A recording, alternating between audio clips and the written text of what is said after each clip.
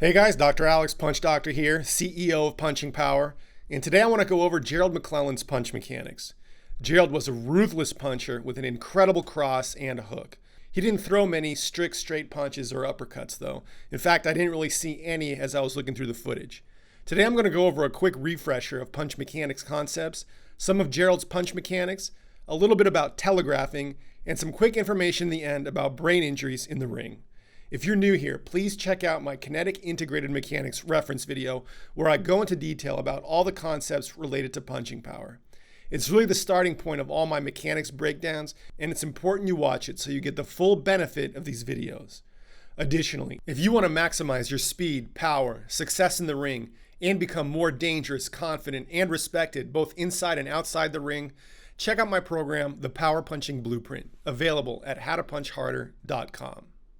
Let's review three core concepts: the stretch shortening cycle, kinetic chains, and the 4 punch phases. The stretch shortening cycle is a quick stretch just before a muscle contraction, used to increase the power of that contraction. You'll see this in a golf swing or when you dip down before you jump. That quick stretch primes the muscle for a more violent contraction. Power punchers use the same principle to drive their punch, first through their legs to rotate the hips, then through the torso and arm by using the cross-body kinetic chains. This creates a cascade of stretch shortening cycles that starts in the hips and accelerates through the body and arm, maximizing the velocity of the fist at impact. It directly connects the hips and arm for a stronger, more coordinated punch. The missing link for a lot of weaker punchers is poor use of these cross-body chains. A fighter like Gerald, for example, creates a lot of stretch in these chains and contracts them violently, as you'll see in the clips. The important crossbody chains include the spiral line, the front functional line, and the arm lines, all of which connect the pelvis to the shoulder and the arm all the way to the fist. I break the punch down into 4 main phases: load, explode, accelerate, and follow through. First, you load the elastic muscle energy into your hips, typically by lowering your center of gravity or through movement. The explode phase is a release of that stored elastic muscle energy that powers the hips into rotation.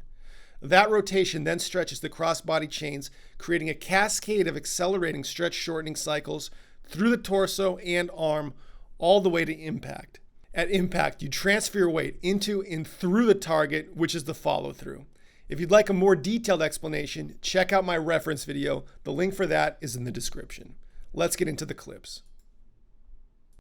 Let's first take a look at G-Man versus Julian Jackson.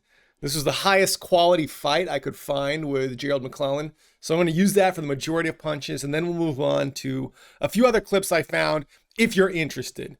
So the first thing I want to show you is a really good cross that's following up after the jab. Now, some of you guys are putting comments on my videos about telegraphing, and my next video is going to be all about that. And one of the questions you guys ask is, well, if you move the hips first, isn't that going to telegraph, right? Well, if that's the case, why does anyone ever get hit in boxing? Because most of the guys that I show on my channel, professionals, throw with the type of mechanics that I describe. And if telegraphing was a real issue, why is anyone getting hit? Why is anyone getting knocked out? However, you'll see these guys land these big punches all the time. And the reason for it is because they're using good timing, they're setting up their other hand, they're waiting for the opponent's attention to lapse slightly, either through what they're doing, like making the opponent put his attention on a feint or misdirection, which allows them to then land a bigger shot, as you're going to see here. You're going to see the G-Man, looks like first a pawing jab to set up another jab, and you'll see the big hip rotation for that jab. It's going to get Julian Jackson to move and potentially create an opening for this huge right cross. And we're going to see Gerald's weight come down, load. We're going to see explode phase. We're going to see a rotation of the hips right there, independent from the rotation of the torso, which stretches the crossbody chains and gets everything to contract very quickly, as you'll see here. And Gerald also includes lateral bending of his torso. So it's a big cross, and that contributes to the amount of power that he's able to generate. Of course, it lands right there. It's a big shot against Julian Jackson that certainly staggers him. Now let's watch it again. Couple jabs to set up the punch. Then Gerald's weight comes down, immediately launches forward, drives his hip with hip rotation to power the rest of the punch. So you'll see that load, explode. Now everything starts to move, accelerating, impact. And it's a large impact. And it hurts Julian. Let's take a look at this big left hook from Gerald after he lands his right cross. So you'll see him adjusting somewhat to Julian's position. And he's in a perfect position right now as his weight comes down on his left leg to drive his hips into rotation to power a left hook. And you'll see that right here. He sees the position of himself relative to Julian. He starts initiating the hook. His weight is coming down on his left leg. His left arm is coming back, increasing stretch between his arm and his torso. And now you'll see his hips start to rotate forward, creating that crossbody stretch he can then contract off of. And you'll see this big acceleration, rapid acceleration. He makes contact. It does glance off of Julian's stomach. So it was an effective shot, just adding a bit more to his cross. Same punch, different view. That weight's coming down. Arms coming back, stretching those chains. Hip comes forward. Now the arm starts coming forward. Everything accelerates right up until impact. Now he's kind of in an awkward position. I don't love the knee position. But in a situation like this, if he's trying to land something, he's making it work, right? I don't think torquing the knee inward is a great aspect of clean technique. He does it here, I think, out of necessity. He does it a lot, to be frank. I don't think it's that clean. I think it occurs largely due to a lack of hip flexibility. However, he kind of has to do that here in order to get the reach he needs to reach Julian. Otherwise, he would have to be going from back to front more, off of a flat foot. This is allowing him to get a little bit more reach. You do see how this puts him off balance, though. Just after that big right cross and left hook, you're going to see an interesting sequence here. Gerald throws a jab to disrupt Julian. Julian counters the jab and lands it and almost disrupts Gerald from landing his big right cross, but he's able to get it off and lands anyway. So let's take a look at that. You're going to see Gerald throw out a jab right there. Julian counters. It does make contact. However, you're going to see Gerald now counter the counter, and his weight's already down. You're going to see him power his hips into rotation right there, or forward at least, and that's still stretching those crossbody chains. The arm is staying in place, right? So all those chains in the front of his body are being stretched and increasing the stretch right here, which then he can use to launch that arm. And it's a glancing blow. However, a good look at his mechanics and a good look at the interplay between two quite talented and skilled boxers. Always looking for openings, trying to create openings, and it's a chess match. And this is just an example of that. Here we're going to see a big right cross and also a hook after that. And it's set up with a jab. However, the right cross doesn't really land. It hits Julian's glove. It's still a pretty good example of mechanics. Now you're going to see Gerald's weight come down right here to load that elastic muscle energy into the hips. Once he reaches that point of adequate stretch, he's going to push off, violently exploding his hips into rotation, as you can see right here. The arm, for a moment, is still coming back as his hips move forward, increasing the crossbody chain stretch, and specifically stretch in the pec. The hips continue to explode, and now the torso follows and the arm. He's pretty close to Julian, doesn't really have that much room to accelerate his arm. I'll show you that in other clips. However, he lands with good stability right here, despite hitting Julian's gloved fist. Now, as you can see, Gerald's weight is on his left leg right here. You're going to see him use that to his advantage to throw a hook. And you can see his arm coming back, his hips start rotating. It's a short little hook. He resets and then really digs one to the body with the same type of mechanics that lands cleanly on Julian's flank. Now you can see the position of Gerald's knee and leg here, which puts him off balance. Because of his knee position, he's moving his knee inwards, and it creates a vacuum behind him. And it almost always will put you off balance like that. Doing this puts your 2 feet in line with your opponent rather than having a staggered stance for more stability. Either you're going to swing forward with the momentum of your hook, or there's going to be a gap behind you with no stability, so you can go either way. It's just not a great position to be in for if you need to defend yourself after it or even follow up with another shot. I want to showcase a few jabs from Gerald here. And just like in my Canelo video, you're going to see hip rotation and a back to front motion that powers the jab. So you'll see Gerald pushing off his back foot here, going back to front, and a rotation in his hips. Now what that does, it creates back to front momentum for the jab, and also it allows a stretch shortening cycle to occur in the jab. And I've pointed this out quite specifically in the Terrence Crawford video. If you haven't seen that, you should go back and watch it. And you're going to see it again right here. Pushes off that back foot, and look at him rotate those hips back to front with a rotational component.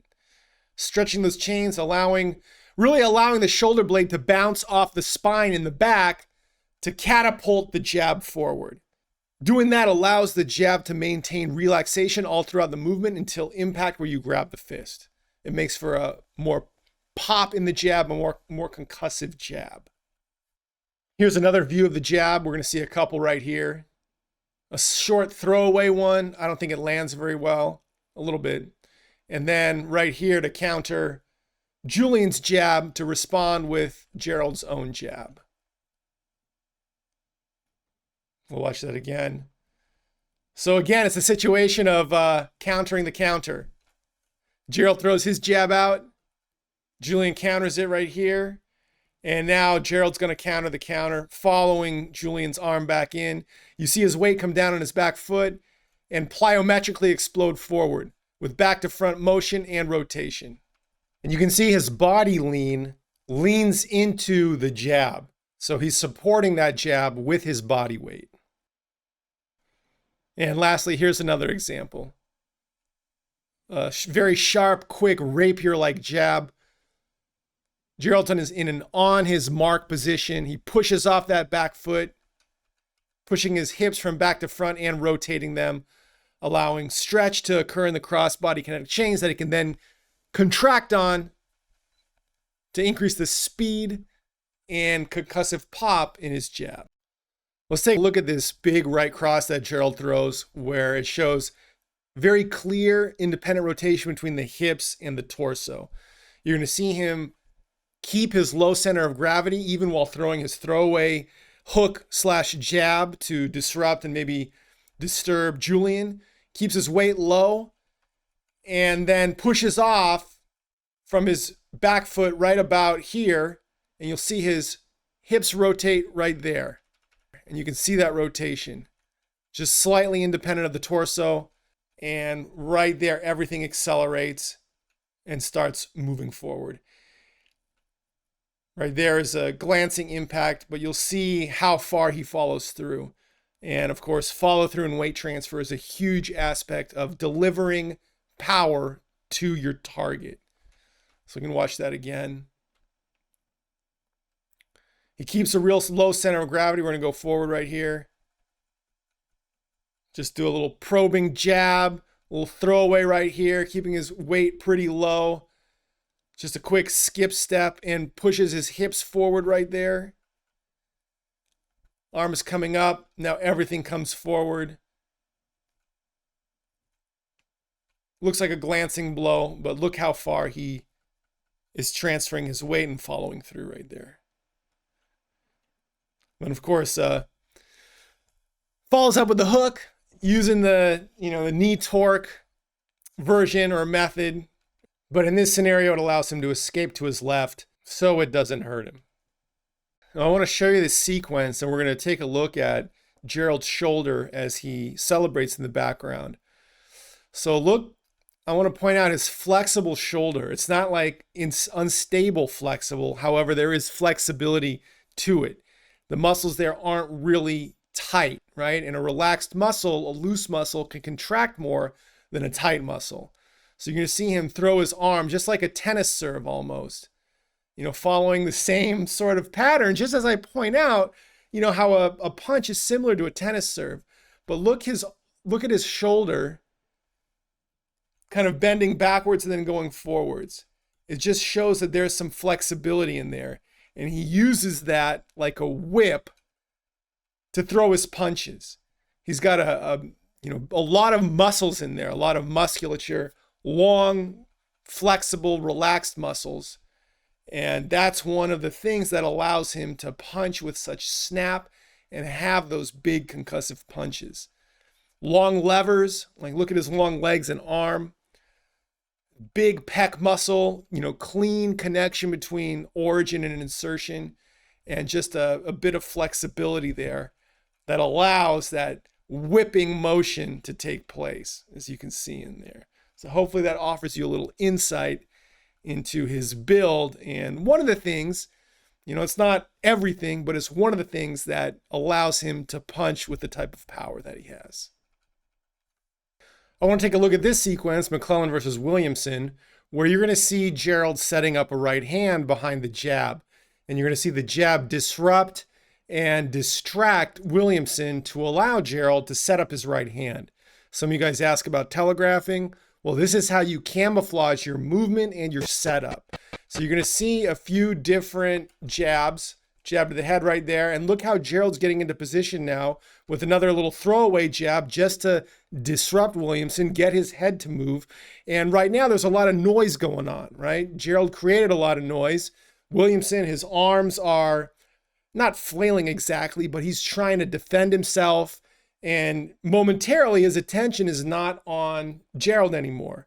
And the right hand is coming. He's been setting it up.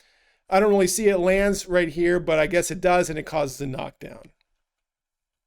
So we'll look at this sequence again, and it's just a few jabs that Gerald uses to disrupt his opponent, causing his opponent to not exactly panic, right, but to react while he's setting up. He's camouflaging this movement. Look, his jab's coming out. It's kind of a throwaway, but he's moving into position, and here comes the right. And his opponent has been broken up. He's been disrupted and distracted, and that allows the right hand to land.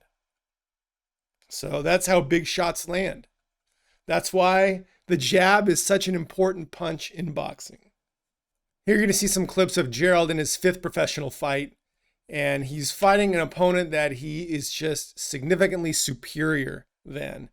And you'll see that there's a huge physical disparity. Despite his opponent looking like a built guy, his muscles are tight. He's moving with anxiety. He's moving with stiffness. He's not relaxed and fluid like Gerald.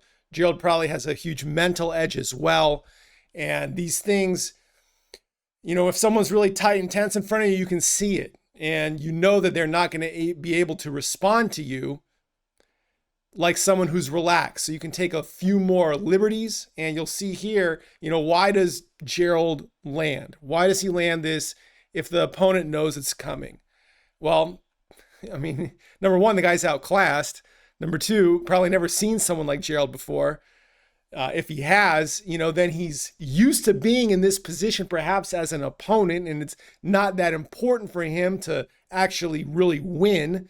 So, that affects his presence in the ring if he knows he's being set up as a record padding opponent, right?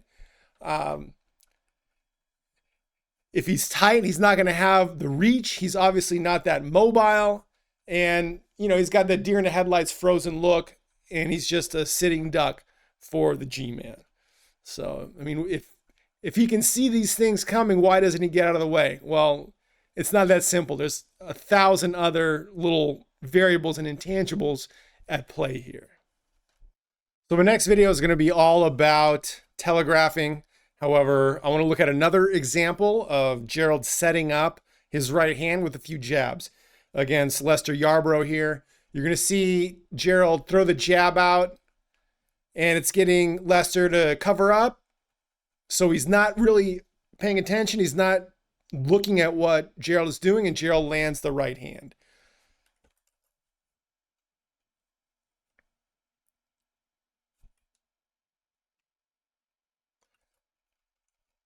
We'll look at it one more time. Jab comes out, disrupts Lester, another jab. His attention is getting shut down right here. His gloves are blocking his view. He probably can't see Gerald that well, and he's open for a big shot from Gerald. So that's how you land punches. That's how punches get landed. And he goes down from that. So big shots set up by the jab. The jab is disrupting, distracting, causing the opponent to cover up. And then the person who has the dominant position, Gerald in this case, is able to see Lester's position very well and is able to capitalize.